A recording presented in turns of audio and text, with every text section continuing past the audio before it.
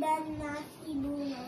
Mahilig siyang magbantay sa kanilang bahay tuwing gabi. Isang gabi, may kahinay-hinalang tao na lumapit sa bakuran nila. Malakas na tumaho si Bruno upang ipaalam ito sa pamilya ni Ben.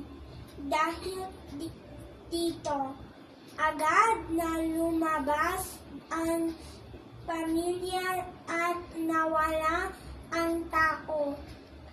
Ligtas ang pamilya dahil sa katapatan ni Bruno. Mga tanong. Number 1. Ano ang pangalan ng aso? Si Bruno.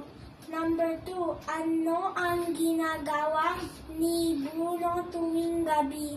Mahilig siyang magbantay sa kanilang bahay tuwing gabi. Number 3. Sino ang lumapit sa bakuran? Kahinay-hinalang tao. Number 4. Bakit tumaho si Bruno? Tumaho si Bruno upang ipaalam ito sa pamilya ni Ben na may kahinay-hinalang tao. Number 5. Ano ang nangyari sa pamilya ni Ben? Ligtas ang pamilya ni Ben.